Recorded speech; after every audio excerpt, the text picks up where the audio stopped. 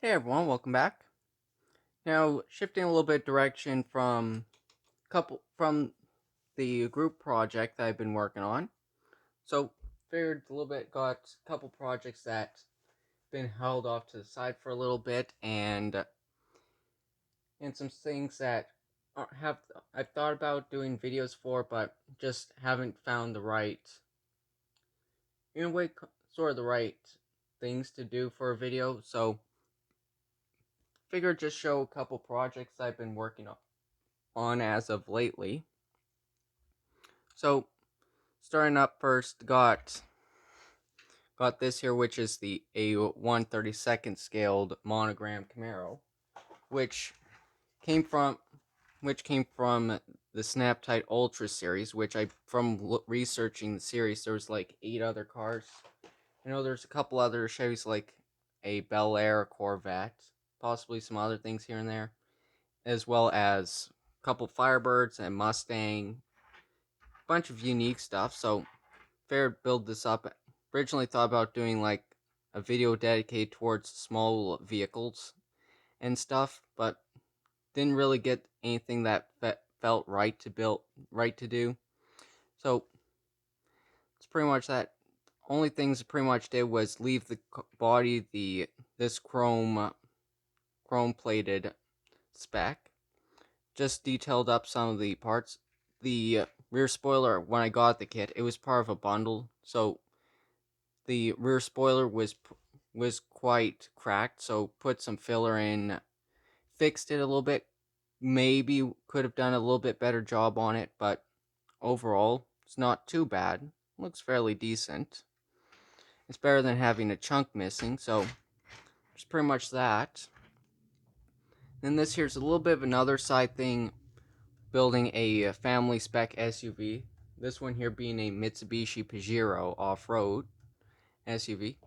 There's still a couple small things to do, like put on the side steps, and there's a roof rack with the surfboard that comes with it. So pretty much just been messing around with this, which overall is not too complicated, but so overall it's looked quite good. Now, one thing I did do is the vehicle does have the sunroof, as most these Japanese SUVs do. So pretty much just carved out the sunroof portion, filled it in and painted it, which it is quite noticeable, but at the same time, at certain angles, you don't really notice it too much. So overall, quite pleased with it. Yeah, so really, it's nothing too fancy of a build.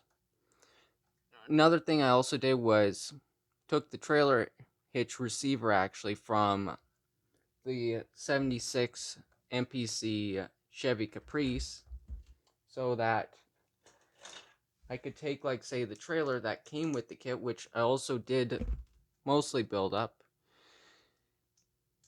So pretty much another straightforward thing. So pretty much have it like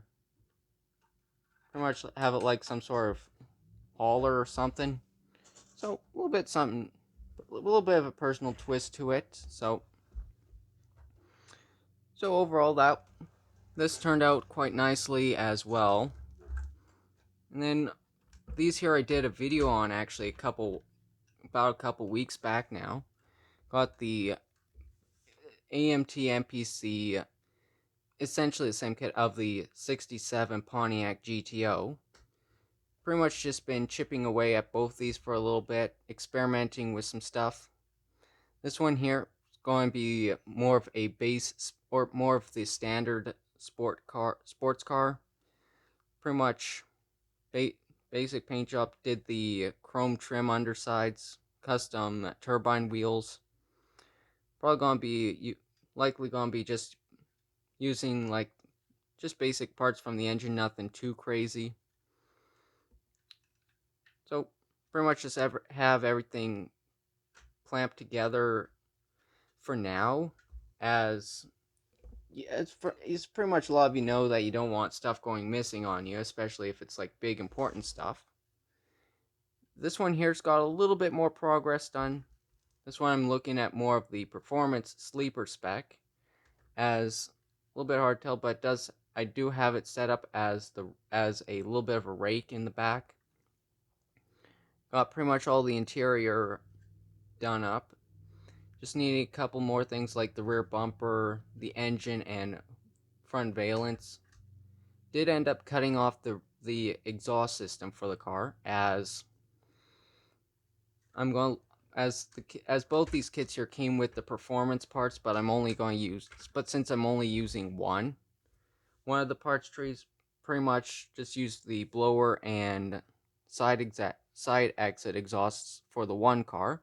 So yeah, so pretty much been working with these. They're as a lot of you know, for those who've built these, they are quite indeed very basic cars to build. Not too much crazy in terms of detail and such, but overall it's not they're not too bad to work with, at least. So yeah, so that's pretty much what's been going on. I did have someone, and actually like for before change plans, I do also actually have the Caprice here. So pretty much did in like a 70s brown with the tan interior. Nothing too crazy, and do have the chassis. Pretty much just have the chassis here all put together. Still need to do a couple details on the underside. So yeah, let's hear. Got pretty much two vehicles done, plus got 3 things in progress, plus they got the group build, Rust Bucket. So yeah, that's pretty much what I've been working on. Now, on a little bit of a side note, did actually have someone who I've been in contact with for quite some time now, who's been sourcing out some kits for the channel, see stuff I can build on do a show on the channel here, with a couple other mystery goodies here and there. So I'll pretty much just clean off the desk here and show you what's all in the bundle that I received. Yeah, so getting things right here. Have the camera a little bit moved further back, as with some of the stuff here that it's actually quite larger than, or with the amount of stuff it's quite large, so it would take up quite a bit of space and don't really have good focus. So getting into it, some of the kits that were part of it were some more of the Hot Wheels spec model kits. So first one here being the 32 Ford Phantom Vicky. Now, this one, pretty much with these, pretty much been collecting some of the Hot Wheels kits that have came out over the last little bit, even though they're a little bit expensive for how little you get. But a lot of these actually do come in handy, as like for this comes with 2 sets of decal sheets. So being able to take the one sheet, build it for one car, or use it for something else. So it's so pretty much beneficial to have quite a few of these Hot Wheels kits nearby. And sticking with that, also got the 97 Dodge Viper GTS, which was one I've been holding out for to get for quite a while, actually, as I haven't, as the Viper, especially like the 97 Viper GTS, is one of my more modern dream cars. So I haven't actually built one on the channel before. I probably was going to build one at one point, but just haven't got around to it. So this one here, even though it's just a basic curbside kit, can always take the decals and use them for another AMT or Revell full kit that I have in the collection. So that, and then along with it, also got the 1996 Ford Mustang GT, which is another one I've been looking for a while. So this one here, same deal with the other two. Basic curbside kit, but with Hot Wheels graphics. So the eventual plan with this is to, pretty much like with the other kits, I've got full kit versions of these, so pretty much take the stickers or the decals and place them on something, or for the Mustang, looking at putting them on, as I got quite a few of the 99 Mustangs that Revell did quite a while ago. So use it for these. And then I've also got the 97, or not 97, the 1999 Ford F-150 Lightning. So perhaps they take the decals from both kits, or take both sets of decals from the one kit and use it on two builds to have like a team. Yeah, kind of pretty much have like a team pair. So it's pretty much, yeah. So that's pretty much the plan with that. So that's pretty much that with the Hot Wheels kits. Then a couple others along with it is another show car, the Tiger Shark, which was also made into a Hot Wheels car back in the late 60s, early 70s. Now, this one here follows pretty much is the theme of the asymmetric bodywork, as it looks fairly simple, but then you look at the proportions, is that you realize stuff's quite a bit off, which quite different, but unique at the same time.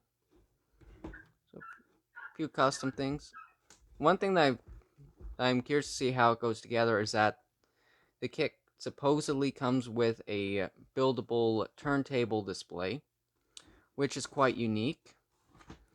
So it's nice to see kits giving you some special features. So we'll be looking forward to building this up eventually. So of course, it'll be a matter of time if or when I get around to it. So yeah.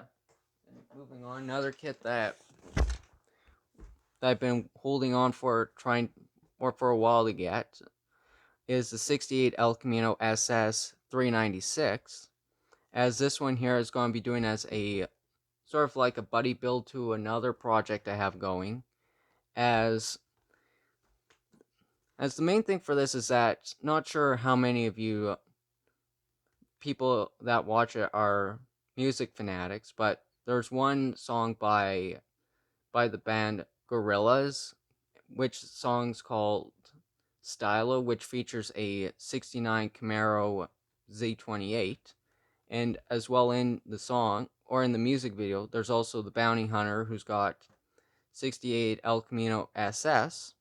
So figured, see if I can find another kit to replicate both those vehicles from the video. So yeah, this one here is a bit of an older release kit. I believe, yeah, from the style of it, it's probably from the late 90s. Yeah, from 1998. Still by the AMT Earl branding. So that's a good one to have in the collection. Then into it got another one that was a bit of a surprise to see was the Little Hustler Datsun pickup, as from what I was told, it was going to be a different version of this kit that I was going to be receiving. But this one here is quite a cool one, being a little mini truck and a dragster in one sitting, which is something you don't really get that often. And I haven't really built any other drag racing vehicles in quite a while, actually. So this would be another fun project to do, possibly as a group build, pretty much like see what's going on around the community. So yeah, so pretty much a cool little thing. And then on to it. One of the other kits I've got here is another Wild Hoss Ford Bronco 4x4, which I did build once before. Didn't make a video on it, as it was just something I wanted to get done quickly, as I had a couple of plans for stuff like this. Now I do have about 4 of these kits now in the collection, as I've pretty much been brainstorming a bunch of ideas on what to do with these, as there are quite a few few custom examples going around. Like, one example that I've been looking at doing is in the 80s and 90s, there was the No Problem Bronco monster truck, that sported the 78-79 Bronco body. It was just it was a small truck with just huge tires. So I do have quite a few extra USA 1 trucks so do have quite a few donor kits to use for this if I wanted to build a monster truck version.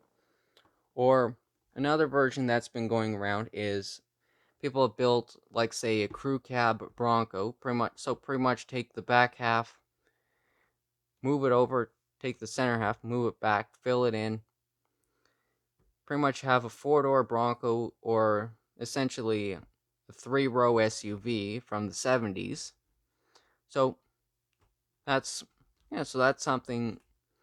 So that's pretty much why I've been trying to buy up pretty much as many as possible, actually, as you'll end up having a bunch of ideas to build. Pretty much a bunch of ideas, actually, and with that, you'll end up realizing you're going to need quite a few extra kits of stuff. Now, I'm going to be moving some of the stuff out of the way here, as this one kit here that I'm going to show you soon is actually one that I never really considered about owning, but once the opportunity came up, it was pretty much something that I pretty much had to go for. So, yeah, getting these out of the way. And the kit in question is it's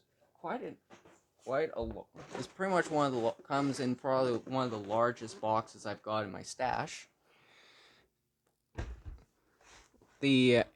Here's the MPC General American 440 wood-burning steam locomotive. Quite a large kit itself, especially as it's a 125th scale kit. So it was originally shrink wrapped, but when I got it, the plastic was pretty much all deteriorated, and pretty much was falling apart. So it's a little bit something different. I don't know exactly when. It's just something quite different and unique. But considering how, it's by Round 2 Corporation, I believe this would have been something made in the last, I'm guessing, 5 to 6 years. But I'm sure there's sources elsewhere that I can figure out where or when this kit was released. It does give you quite a bit of reading material. And then along here too, might be a little bit difficult. Got the pretty much pictures showing some of the features of the kit itself. And for an old locomotive, may not be like a steam locomotive that everyone's used to. So something like this is actually so this is definitely something unique and you don't really come across often. So this, I'll pretty much get a video built based on the building experience of this kit, as it's something that you don't really see that often, and considering I haven't actually done a locomotive build on the channel before, and I don't think too haven't done any aircraft kits before. So it's just quite something very unique and different. I'm definitely looking forward to it. It'll definitely be something that'll need a full-on display for, as if you can imagine something like this, instead of your tiny little 1/47 scale trains, you're going to have something quite a bit larger. So so this definitely a kit that'll get a build up eventually. I'm hoping sooner than later, but only time will tell, really. So so that's pretty much that for the train kit, which actually I'll show you here. It's like, just for size reference, you have like your standard model kit box for your car. It's roughly about a quarter of the size. So there is quite a huge difference in size. So so storing something like that is going to be quite a bit difficult. But yeah, but otherwise, it's going to be really cool once I do end up getting it built and checking out some of the parts. So that's pretty much that for that. That's pretty much that. And then did also buy on a little bit of a side topic, some did buy some kits from a friend down in the States, as I'm as some of you may not know, located up in Canada. It's a little bit difficult to get certain kits and stuff here and there. So the one the one kit that I was fortunate to get was the modified Stalker's hauler and truck, which features the AMT 53 Ford F100, which has been released about 2 or 3 dozen times already, and then the race trailer with the sidewalls and the tire rack, which looks pretty cool. It's pretty much up here. It's been a pain trying to find this kit, as very few places actually had it in stock, and those who did pretty much ended up selling out quite quickly. And then of course you're waiting a couple months for the back orders to fill up. So there's pretty much that. And then another kit that I got from the deal was this AMT 56 Ford Victoria, which this was not this kit in particular. It was the RC2 era kit from the 2000s of the Ford Victoria. So pretty much that was one of my earliest kits that I built, just getting into the hobby. So of course it wasn't anything special, and don't really have that kit anymore. So pretty much got this one, as it pretty much includes all the features to build it a race car or custom show car, or if anything, you build it as stock Fairlane Victoria. And of course, and then also too, there are other features to make it a Canadian spec car, like a couple extra trim pieces here and there. So yeah, so overall, it's looking pretty cool. Pretty cool assortment of stuff that I've been getting recently. Most of which is going to be hopefully featured in its own video. I know there will probably be a few things that I'll build up but never show a video on, as pretty much with how the building goes, you end up having ideas for videos, and then it just ends up happening where you're building, but you never really end up getting the time to actually video everything, which is a bit of a disappointment, but stuff like that happens. So pretty much with that said, that's pretty much it for everything that I've been getting recently. So with that, that'll be it for this video. So thanks for watching, and see you next time.